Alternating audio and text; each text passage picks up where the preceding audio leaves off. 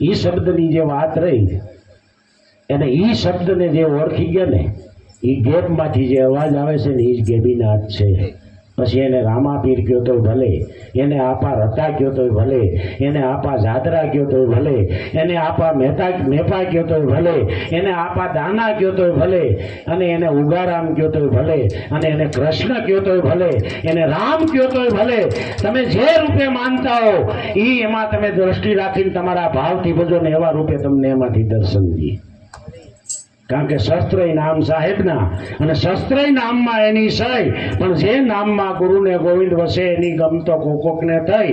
એ જ ઈશ્વર સાહેબ કા બંદા. પછી ઉમા તું નાય એમ કલ્પટો તો કલમા, દિલ કલમે કુછ નાય. કોઈ સદગુરુ મળે અને ખોલી દે કલમે કી કરી તો કલ હે કલમે કી માય. હકનું નાય લે એ જમાલમાં તો તારું મન થાય નિર્મળ.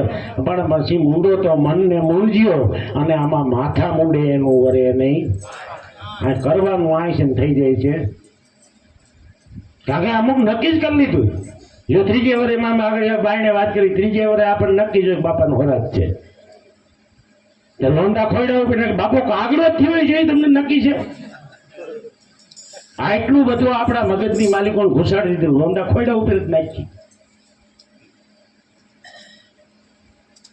ક્યાં લગ્ન કોકદી પૂછો તો ખરા. ભાદરવો મહિનો આવે એટલે ઓલા ભરામણ કરી દઈએ. નદી કિનારે જઈજો, શાસ્ત્રમાં લખેલું છે, ગરુડ પુરાણમાં લખેલું છે.